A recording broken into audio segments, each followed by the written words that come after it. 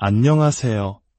잠시 세상의 소음에서 벗어나 우리 영혼의 가장 깊은 곳을 향한 여정을 함께 떠나볼까요? 오늘 우리는 삶의 폭풍우 속에서도 흔들림 없는 마음의 요새를 짓는 법에 대해 이야기하려 합니다. 매일 아침 눈을 뜰 때 그 어떤 것도 당신을 무너뜨릴 수 없다는 단단한 확신 속에서 하루를 시작하는 모습을 상상해 보십시오. 쓸데없는 걱정은 긍정적인 태도로 흘려보내고 세상의 시끄러운 소음이 당신 내면의 평화를 결코 좌우하지 못하는 삶. 잠시 멈춰 생각해 보세요. 그것이 얼마나 강력한 힘을 가지게 될까요? 만약 우리가 하나님을 찾으며 삶의 변명거리를 찾는 것을 멈추고 온전한 주도권을 잡는다면 무엇을 이룰 수 있을까요? 하나님은 우리의 모든 것이기 때문입니다. 빌립보서 4장 13절 말씀처럼 내게 능력 주시는 자 안에서 내가 모든 것을 할 수 있습니다. 오늘 저는 제 삶의 여정에서 배우고 체득한 당신의 마음을 강철처럼 만들어줄 9가지 강력한 지혜를 나누고자 합니다. 하지만 미리 말씀드리지만 한번 이 지혜를 알게 되면 이전으로는 돌아갈 수 없을 겁니다.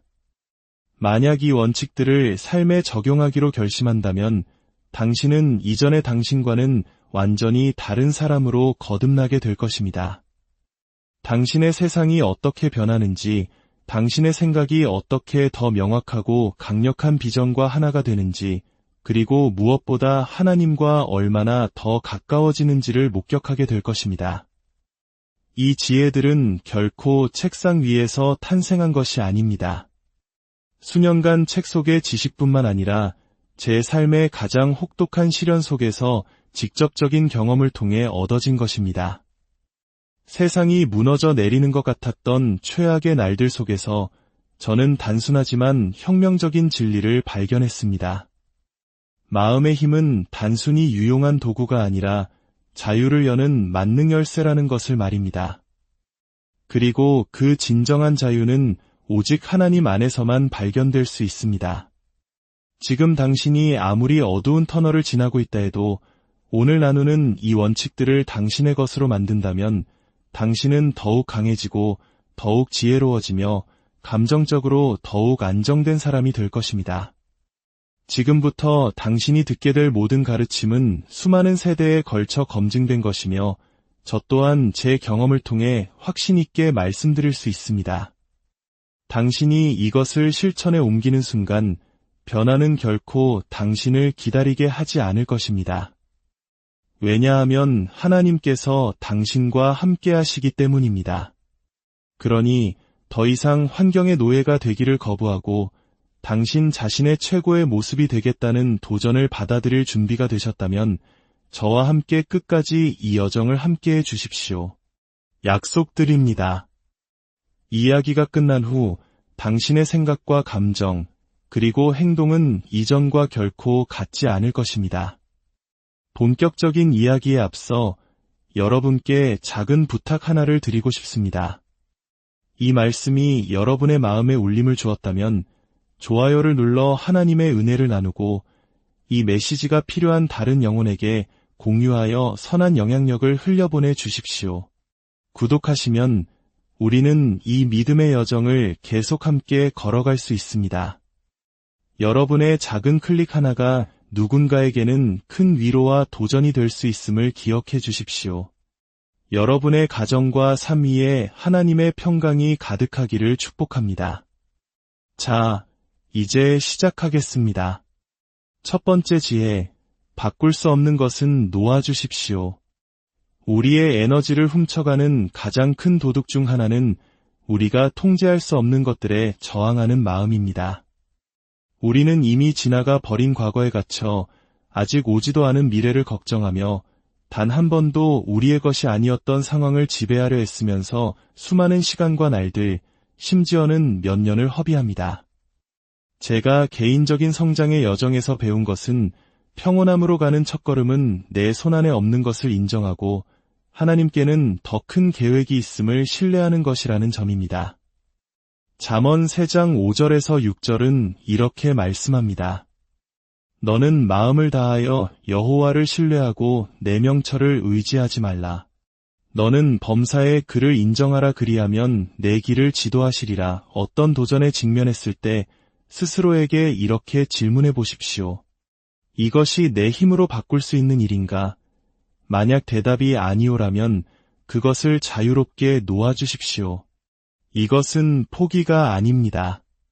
당신의 에너지를 당신이 진정으로 바꿀 수 있는 것, 즉 당신의 태도, 당신의 결정, 세상을 바라보는 당신의 방식에 다시 집중하고 모든 것을 주관하시는 하나님을 신뢰하는 것입니다. 과거에 저는 외부의 어떤 일이 저를 괴롭힐 때 그것은 그 일 자체가 아니라 그것을 해석하는 제 방식이 문제라는 것을 깨달았습니다. 우리는 시간의 흐름을 멈출 수 없고 다른 사람의 행동을 바꿀 수도 없으며 지나간 과거를 다시 쓸 수도 없습니다. 하지만 우리는 그 모든 것을 가지고 무엇을 할지 결정할 수 있으며 그 안에서 역사하시는 하나님을 신뢰할 수 있습니다. 바로 거기서 진정한 변화가 시작됩니다. 피할 수 없는 것을 받아들이도록 마음을 훈련하는 것은 약함이 아닙니다. 그것은 지혜이며 전략이고 진정한 힘이며 하나님을 향한 굳건한 믿음의 표현입니다. 두 번째 지혜, 본능적으로 반응하지 말고 지혜롭게 응답하십시오. 생각 없이 즉각적으로 반응하는 사람들은 종종 그 순간을 후회하게 됩니다. 잘못 뱉은 말 한마디, 예상치 못한 소식, 누군가의 모욕적인 언사, 이런 것들로 인해 우리는 순식간에 평정심을 잃어버립니다. 하지만 기억하십시오. 당신을 화나게 하는 것은 상황 그 자체가 아니라 그 상황에 대한 당신의 해석이며 하나님의 도우심으로 그것을 어떻게 바라보고 응답하기로 선택하는지에 달려 있습니다.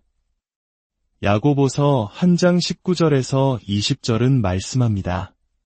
사람마다 듣기는 속히 하고 말하기는 더디하며 성내기도 더디하라. 사람이 성내는 것이 하나님의 의를 이루지 못함이라. 저는 어떤 일이 일어나는 것과 제가 행동하는 것 사이에는 아주 작은 공간이 있다는 것을 배웠습니다. 그 공간이 바로 당신의 자유입니다. 만약 그 공간을 충동으로 채운다면 당신은 감정의 포로가 될 것입니다. 하지만 그 공간을 하나님이 주시는 의식과 지혜로 채운다면 당신은 운명의 건축가가 됩니다. 분노나 불안, 좌절감이 당신을 집어삼키려 할 때 잠시 멈추십시오. 그리고 깊게 숨을 쉬어보세요. 그 감정 자체가 되지 말고 한 걸음 떨어져 그 감정을 관찰하십시오. 그리고 스스로에게 물어보세요. 하나님의 도우심으로 지금 이 순간 나의 가장 좋은 버전이라면 어떻게 행동할까?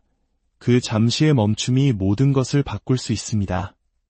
불필요한 논쟁을 피하게 하고 관계를 더욱 돈독하게 하며 이전에는 혼돈만 가득했던 곳에 명확함을 가져다 줄 것입니다. 다음에 긴장되는 상황에 부딪히거든 기억하십시오. 당신은 본능에 따라 행동하는 동물이 아닙니다. 당신은 마음과 목적, 그리고 하나님의 인도하심을 따라 결정할 능력을 가진 존재입니다. 그 능력을 사용하십시오. 침착하게 의도를 가지고 지혜롭게 응답하십시오. 그러면 당신의 세상이 하나님과 함께 완전히 새로운 방향으로 움직이기 시작하는 것을 보게 될 것입니다. 세 번째 지혜, 동기부여가 문을 두드리길 기다리지 마십시오. 분명히 말씀드리겠습니다. 동기부여는 사막의 신기루와 같습니다. 때로는 저 멀리서 당신의 영혼을 채워줄 것처럼 보이지만 막상 다가가면 사라져버립니다. 만약 당신이 행동하기 위해 동기부여에만 의존한다면 당신의 성장은 불규칙할 것이고 당신의 목표는 바람에 흩날리는 나뭇잎처럼 표류하게 될 것입니다. 저 역시 그런 경험을 했습니다. 아무런 의욕도 생기지 않는 날들, 책임감의 무게가 숨을 먹게 하는 듯한 날들이 있었습니다.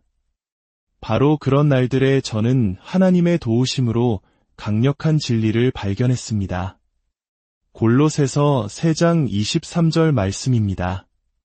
무슨 일을 하든지 마음을 다하여 주께 하듯 하고 사람에게 하듯 하지 말라. 위대한 유산을 쌓는데 영감이 필요한 것이 아닙니다. 필요한 것은 결단력과 하나님을 향한 믿음입니다. 위대한 성취는 번뜩이는 영감의 순간에서 태어나는 것이 아니라 아무도 보지 않을 때의 꾸준함과 하나님을 향한 신뢰 속에서 태어납니다.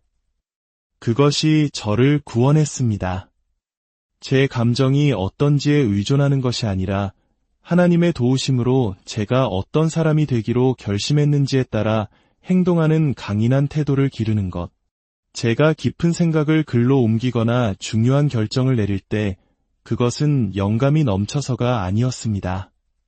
그것은 제가 완수해야 할 사명이 있었기 때문입니다.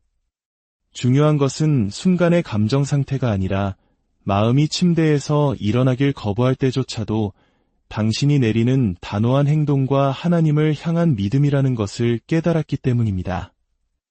프로 운동선수나 전투 중인 군인을 생각해 보십시오. 그들이 항상 동기부여로 불타오를 것이라 생각하십니까? 절대 그렇지 않습니다. 그들을 지탱하는 것은 더 깊은 곳에 있는 무언가입니다. 바로 헌신, 자신의 목적에 대한 약속, 그리고 하나님을 향한 믿음입니다.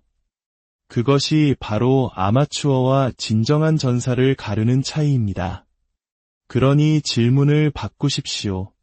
오늘 이거 할 기분이 드나? 라고 묻는 대신 하나님의 도우심으로 나는 어떤 종류의 사람이 되고 싶은가? 라고 묻기 시작하십시오. 만약 당신이 훈련된 사람이 되고 싶다면 기분이 그렇지 않을 때라도 훈련된 사람처럼 행동하고 하나님을 신뢰해야 합니다. 강한 사람이 되고 싶다면 이미 강한 사람인 것처럼 하나님의 도우심으로 결정을 내리기 시작해야 합니다. 감정은 왔다가 사라지지만 당신의 행동은 하나님과 함께 당신의 길을 만듭니다. 의욕이 없을 때 당신이 하는 행동이야말로 당신이 진정 누구인지를 정의합니다. 완벽한 순간을 잊으십시오. 그런 것은 존재하지 않습니다. 준비가 되었다고 느낄 때까지 기다리지 마십시오. 진정한 준비는 두려움에도 불구하고 움직이고 의심에도 불구하고 전진하며 하나님을 신뢰하는 데 있습니다. 주도권을 잡고 일어서서 당신이 하겠다고 말했던 것을 하나님의 도우심으로 해내십시오. 그것이 바로 제가 채택한 정신이며 당신을 하나님 안에서 흔들리지 않는 사람으로 만들어줄 것입니다. 네 번째 지혜, 고통은 여정의 일부이지만 어떻게 마주할지는 당신의 선택입니다. 장담하건대 상처 없이 인생을 통과하는 사람은 아무도 없습니다. 고통은 우리 존재의 일부입니다. 당신이 부유하든 지혜롭든 성공했든 강하든 상관없이 언젠가는 고통이 당신의 문을 두드릴 것입니다. 하지만 바로 여기서 하나님의 도우심으로 인격이 정의됩니다. 어떤 사람들은 그것을 형벌로 보고 어떤 사람들은 그것을 하나님의 도우심으로 스승으로 받아들입니다.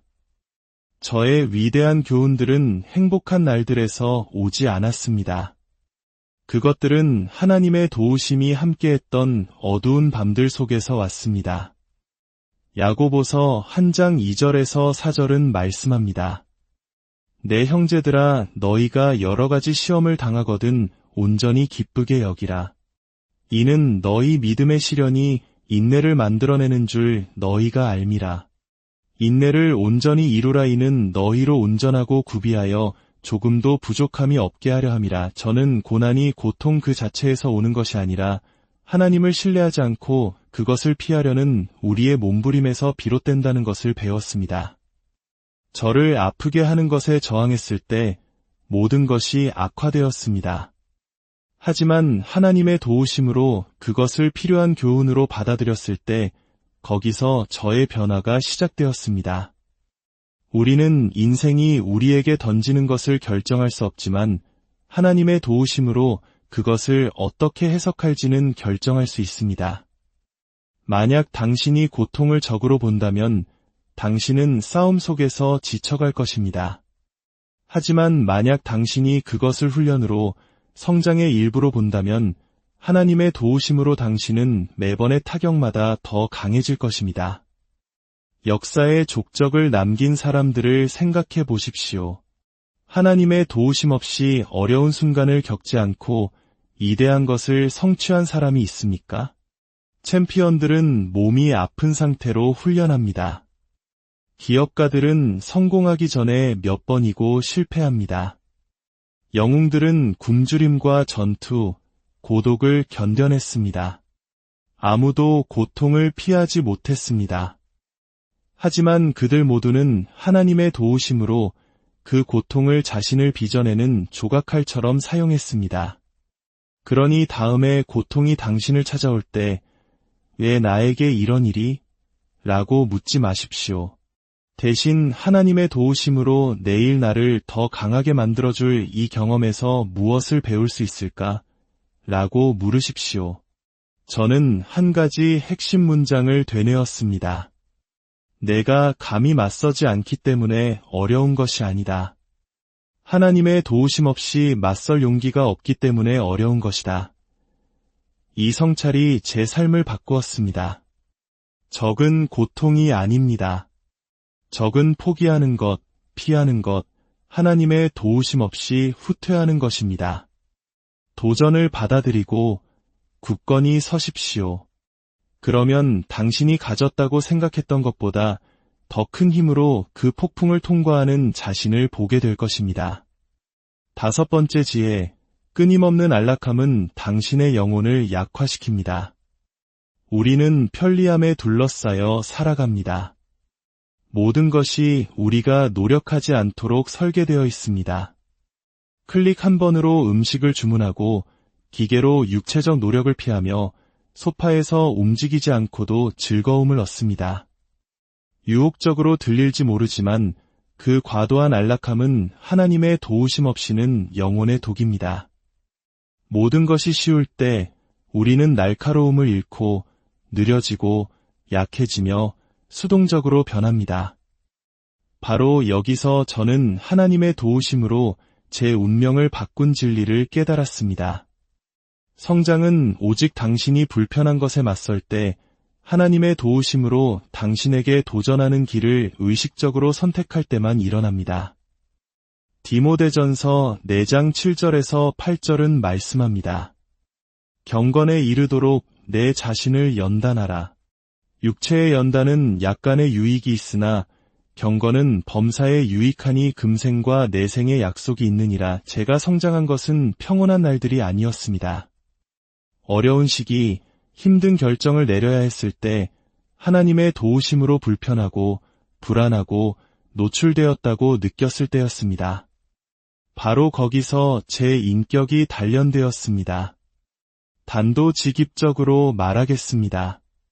더 강해지고 싶다면 하나님의 도우심으로 당신의 안전지대를 벗어나야 합니다. 인생이 당신에게 힘을 선물하기를 기다리지 마십시오. 하나님의 도우심으로 그것을 찾아 나서십시오. 근육을 상상해 보십시오. 근육은 쉬고 있을 때 성장하지 않습니다. 하나님의 도우심으로 저항에 노출될 때 성장합니다. 당신의 정신도 마찬가지입니다. 쉬운 일만 한다면 당신은 계속 같은 사람으로 남을 것입니다. 하지만 어려운 일을 감행하고 하나님의 도우심으로 노력의 길을 선택한다면 당신은 진화할 것입니다. 당신을 안락함에서 벗어나게 하는 일들을 하십시오. 의욕이 없을 때도 하나님의 도우심으로 훈련하십시오. 침묵하고 싶을 때 말하십시오. 당신을 불편하게 하는 결정에 맞서십시오. 당신이 불편한 길을 선택할 때마다 당신은 하나님의 도우심으로 더 강한 버전의 자신을 빚고 있는 것입니다. 이것을 기억하십시오. 항상 편안함을 찾는 사람은 성장을 피하지만 불편함을 받아들이는 사람은 하나님의 도우심으로 자신의 진정한 잠재력을 해방시킵니다. 당신의 인격은 하나님의 도우심으로 노력의 불길 속에서 단련됩니다. 도전을 받아들이십시오. 약속합니다. 하나님의 도우심으로 그럴 가치가 있을 것입니다. 6번째 지혜, 불평의 에너지를 낭비하는 것을 멈추고 해결책에 투자하십시오. 잘 들어주십시오. 불평하는 것은 쉽고 편안합니다. 하지만 그것은 당신에게 아무것도 돌려주지 않으면서 힘만 빼앗아가는 습관이기도 합니다. 어려운 상황에 직면할 때 가장 쉬운 것은 불평을 터뜨리고 한숨을 쉬며 남을 탓하고 하나님의 도우심 없이 기대대로 되지 않은 일에 대해 한탄하는 것입니다. 하지만 진실은 이것입니다. 인류 역사상 단 한 건의 문제도 불평으로 해결된 적이 없습니다. 불평이 하는 유일한 일은 당신의 에너지를 빨아먹고 하나님의 도우심 없이 당신을 좌절감에 묶어두는 것뿐입니다. 제 인생의 한 시기에 저도 그런 패턴에 빠져들었습니다. 정부, 상사, 날씨, 교통, 모든 것에 대해 불평했습니다. 그러던 어느 날, 제 위대한 멘토 중 한 분이 단순하지만 강력한 질문으로 저를 직면했습니다. 그 불평이 자네에게 조금이라도 도움이 되나? 그 질문은 저를 흔들었습니다. 한탄하는 데 바친 매 순간이 해결책을 만드는데 잃어버린 시간이라는 것을 깨달았습니다. 빌립보서 2장 14절에서 15절은 말씀합니다. 모든 일을 원망과 시비가 없이 하라. 이는 너희가 흠이 없고 순전하여 어그러지고 거스르는 세대 가운데서 하나님의 흠없는 자녀로 세상에서 그들 가운데 빛들로 나타내며 제 길을 밝혀준 내면의 지배자들은 우리가 외부 세계에서 일어나는 모든 것을 통제할 수는 없지만 하나님의 도우심으로 어떻게 응답할지를 결정하는 것에 대해서는 절대적인 통제권을 가지고 있다고 가르쳐 주었습니다. 당신이 불평할 때 당신은 인생의 키를 넘겨주는 것입니다. 나는 통제권이 없어. 나는 일어나는 일의 희생자야 라고 말하는 것입니다. 하지만 당신이 초점을 바꾸고 하나님의 도우심으로 내가 이것으로 무엇을 할 수 있을까? 라고 자문할 때 당신은 힘을 얻고 주도권을 잡게 됩니다. 그리고 친구들이여, 그것이 하나님의 도우심으로 모든 것을 바꿉니다. 오늘 당신이 직면한 복잡한 상황을 잠시 생각해 보십시오. 감정적인 것이든 직업적인 것이든 개인적인 것이든 상관없습니다. 이건 불공평해 또는 이런 일이 나에게 일어나서는 안 돼 라고 말하는 것이 더 쉽습니다. 하지만 그것은 아무것도 해결하지 못합니다. 당신의 현실을 변화시키는 것은 하나님의 도우심으로 내가 취할 수 있는 다음 단계는 무엇인가? 라고 묻는 것입니다. 그것이 아무리 작더라도 상관없습니다. 문제에 대해 말하는 것을 멈추고 해답을 향해 움직이기 시작할 때 당신의 마음은 재구성되고 당신의 에너지는 하나님의 도우심으로 방향을 바꿉니다. 그러니 다음에 불평하고 싶은 유혹을 느낄 때 멈추십시오. 하나님의 도우심으로 숨을 쉬십시오. 그리고 당신이 바꿀 수 없는 것에 힘을 낭비하는 대신 하나님의 도우심으로 당신의 손안에 있는 것에 투자하십시오. 그 단순한 선택이 바로 전진하는 사람과 정체된 사람을 가르는 기준입니다.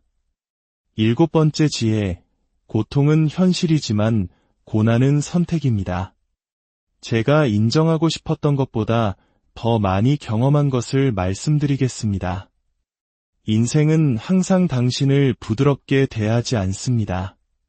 상실과 거절, 실패의 순간들, 그리고 끝없이 어두워 보이는 날들이 있을 것입니다. 하지만 여기 제가 수년에 걸쳐 하나님의 도우심으로 깨달은 것이 있습니다. 우리를 가장 아프게 하는 것은 일어난 일이 아니라 일어난 일에 대해 우리가 생각하는 것입니다. 로마서 8장 18절은 말씀합니다. 생각하건대 현재의 고난은 장차 우리에게 나타날 영광과 비교할 수 없도다.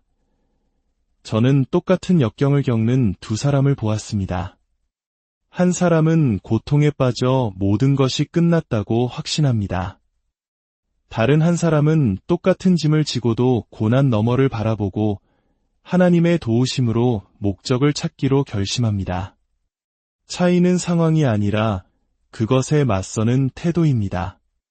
제 여정 동안 저는 외부의 어떤 것이 저에게 고통을 줄 때 실제로는 그 사건이 저를 해치는 것이 아니라 제가 그것을 해석하는 방식이 문제라는 것을 배웠습니다.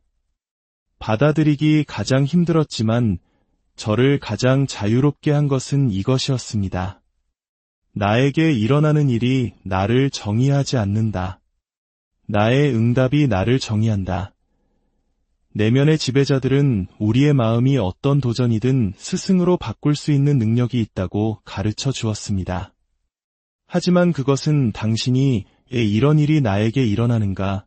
라고 묻는 것을 멈추고 하나님의 도우심으로 내가 이것으로부터 무엇을 배울 수 있는가?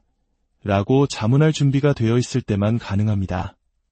그 질문은 역학을 완전히 바꿉니다. 당신은 희생자이기를 멈추고 배우는 자, 전사, 당신 자신의 변화의 건축가가 됩니다.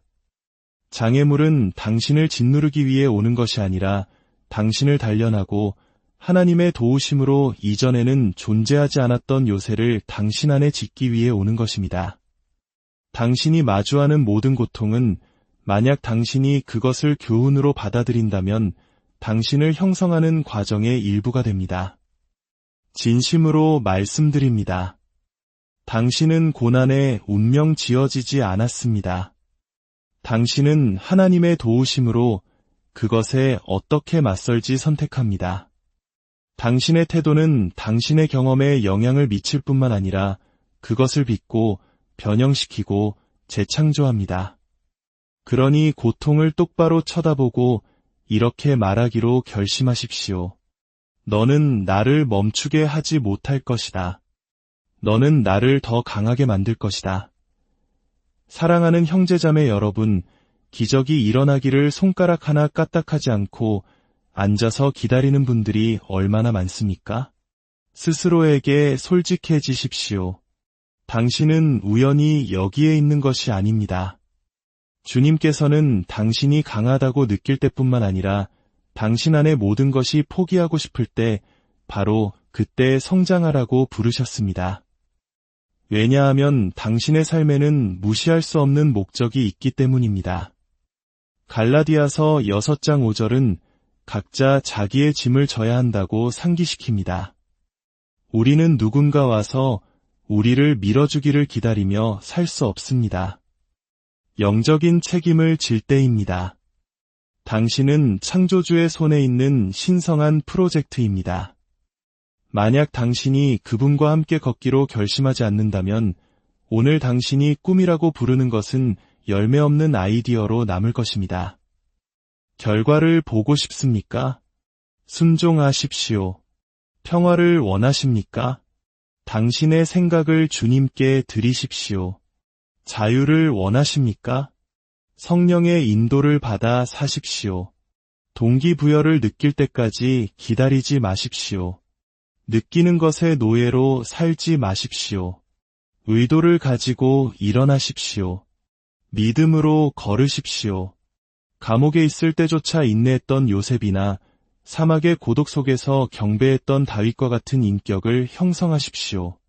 포기하지 않고 변명을 찾지 않으며 매일 진실한 마음으로 하나님 앞에 나아가는 그 인격. 왜냐하면 바로 그곳 일상의 신실함 속에서 성령께서 일하기 시작하시기 때문입니다. 여기에 주님께서 매일의 실천, 자기훈련, 그리고 그분의 뜻에 받쳐진 삶을 통해 당신 안에서 당신 자신의 최고를 형성하시도록 허락하는 15가지 길이 있습니다. 계속하기 전에 간단하지만 강력한 일을 하도록 여러분을 초대하고 싶습니다. 댓글로 가서 이렇게 쓰십시오. 오늘부터 나는 매일 하나님과 함께 성장하기로 약속합니다. 그리고 이 메시지가 당신의 마음에 와 닿았다면 좋아요를 누르고 필요한 사람과 공유하며 채널을 구독하는 것을 잊지 마십시오. 이것을 외부적인 제스처로서뿐만 아니라 믿음의 선언으로서 행하십시오. 왜냐하면 당신이 그것을 쓸 때 당신은 선포하는 것이고 선포할 때 당신의 마음에 심는 것이기 때문입니다. 잠언 18장 21절 말씀처럼 죽고 사는 것이 혀의 힘에 달렸나니 믿음으로 쓰인 한 단어의 힘을 과소평가하지 마십시오. 변화는 그렇게 시작됩니다. 결단과 고백, 그리고 순종으로. 첫째, 인생을 진지하게 받아들이는 것은 짐이 아니라 우리에게 생명을 주신 하나님께 대한 감사의 응답입니다. 매일 아침 밝아오는 것은 하늘로부터 오는 기회이며 우리가 당연하게 여겨서는 안 될 주님의 선물입니다. 에베소서 5장 15절에서 16절은 말씀합니다. 그런즉 너희가 어떻게 행할지를 자세히 주의하여 지혜 없는 자같이 하지 말고 오직 지혜 있는 자같이 하여 세월을 아끼라 때가 악하니라. 많은 사람들이 이 땅에서 영원히 살 것처럼 마치 그들의 영혼의 시계에 한계가 없는 것처럼 인생을 걷습니다. 하지만 현실은 다릅니다. 이 인생은 한순간의 숨결과 같고 모든 결정은 영원 속에서 중요합니다. 주님께서는 우리를 목적 없이 방황하라고 부르신 것이 아니라 목적을 가지고 살라고 부르셨습니다.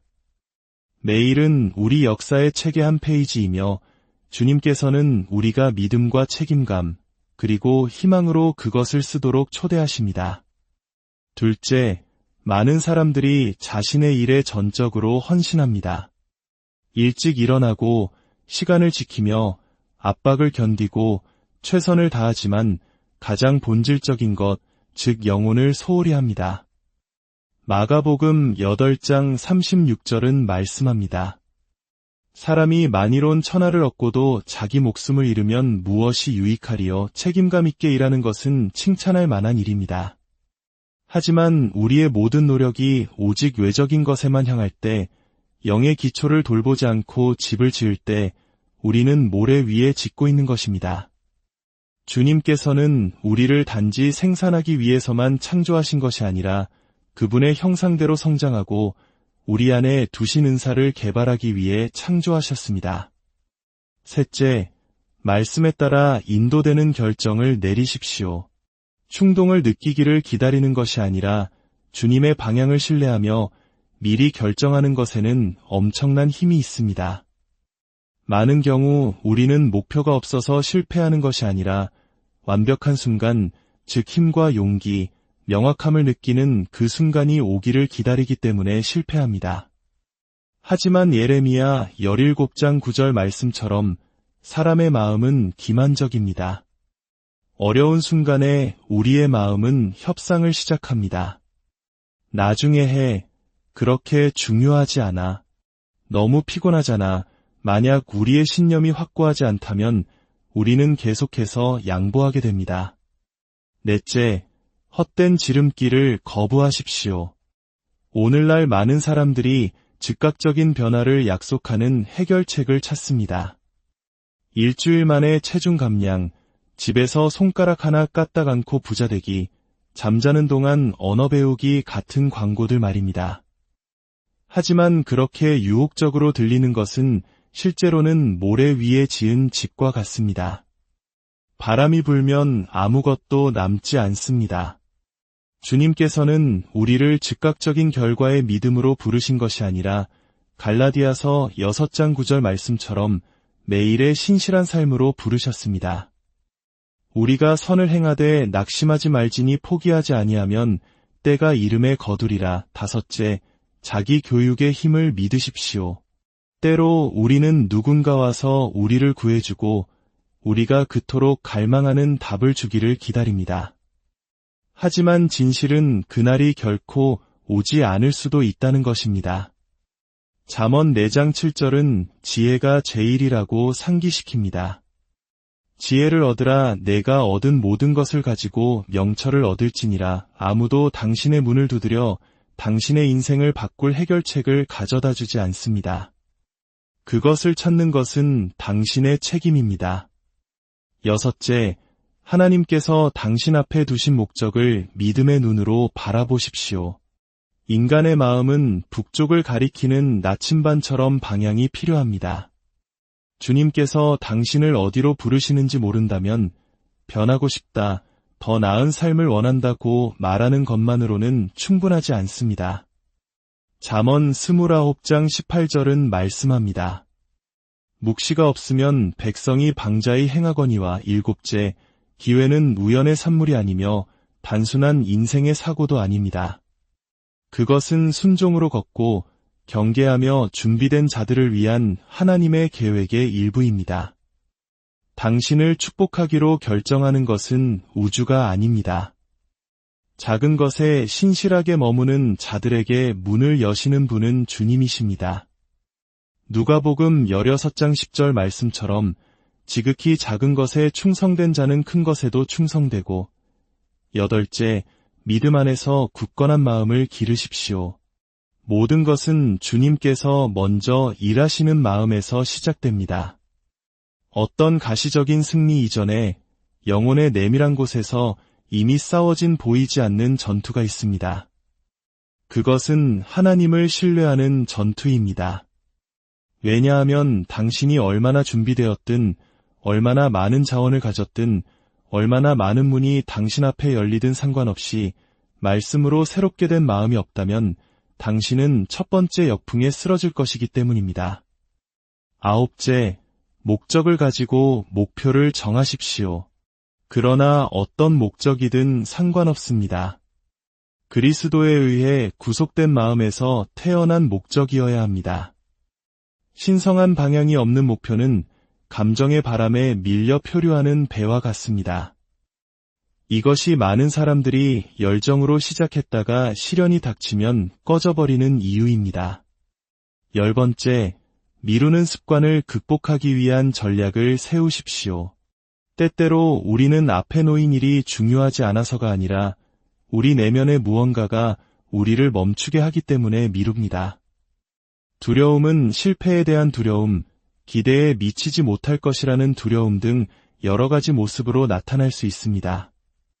하지만 주님께서는 우리에게 비겁함의 영이 아니라 디모데후서 1장 7절 말씀처럼 능력과 사랑과 절제의 영을 주셨습니다. 11번째, 당신의 일정이 당신에게 유리하게 작용하도록 만드십시오. 하루에 더 많은 시간을 갖는 것이 아니라 지혜롭게 주님께 시간을 드리는 것입니다. 우리 모두에게는 같은 시간이 주어지지만 차이를 만드는 것은 하나님께서 우리 손에 맡기신 것을 순종하며 어떻게 관리하느냐입니다. 12번째, 개인적인 경험과 타인의 경험에서 배우십시오. 인생의 어떤 순간에는 주님께서 우리가 넘어지도록 허락하십니다. 우리를 파괴하기 위해서가 아니라 우리를 형성하기 위해서입니다. 당신이 내딛는 모든 걸음, 마주하는 모든 넘어짐은 책에서는 알려주지 않는 것을 가르쳐주기 위해 하나님께서 보내신 교훈이 될 수 있습니다. 13번째, 저축하고 투자하는 훈련을 하십시오. 진정한 자유는 당신이 있는 장소나 자유로운 시간으로 측정되는 것이 아니라 당신이 가진 것을 관리할 지혜를 하나님께서 주셨다는 것을 알 때 느끼는 평화로 측정됩니다. 교만 때문에 부를 축적하는 것이 아니라 선한 청지기 직분이 주는 평온함으로 걷는 것입니다. 14번째, 믿음으로 기다리는 법을 배우십시오. 이 생에서 가장 가치 있는 것들은 즉시 얻어지지 않습니다. 진정한 성장, 질서에서 오는 자유, 영적 성숙, 그리고 물질적인 성공까지도 시간과 신실함이 필요한 열매입니다. 갈라디아서 6장 9절 말씀처럼 우리가 선을 행하되 낙심하지 말지니 포기하지 아니하면 때가 이름에 거두리라. 15번째, 반복의 힘으로 습관과 당신 자신을 만드십시오. 반복하고 또 반복하십시오. 마법 같은 공식이나 숨겨진 비밀이 있어서가 아닙니다. 당신이 매일 신실함과 믿음으로 하는 그것이 당신의 진정한 인격을 형성하기 시작하기 때문입니다. 변화는 순간적인 충동으로 오는 것이 아니라 하나님께서 당신의 마음에 두신 것에 대한 매일의 순종으로 옵니다. 이 메시지가 당신의 마음에 와 닿았고 매일의 신실함 속에 있는 힘을 상기시켜 주었다면 댓글에 이 문장을 남겨주시길 바랍니다. 오늘부터 나는 포기하지 않고 매일 그리스도와 함께 걷기로 약속합니다. 단순한 제스처가 아니라 믿음의 선언으로 이것을 쓰십시오. 그리고 이 메시지가 필요한 사람을 안다면 사랑으로 공유해 주십시오. 영상에 좋아요를 누르고 채널을 구독하며 알림벨을 활성화하여 당신의 삶을 세우는 어떤 말씀도 놓치지 마십시오. 우리는 여기서 주님의 임재 안에서 함께 한 걸음 한 걸음 성장하고 있습니다. 하나님께서 당신을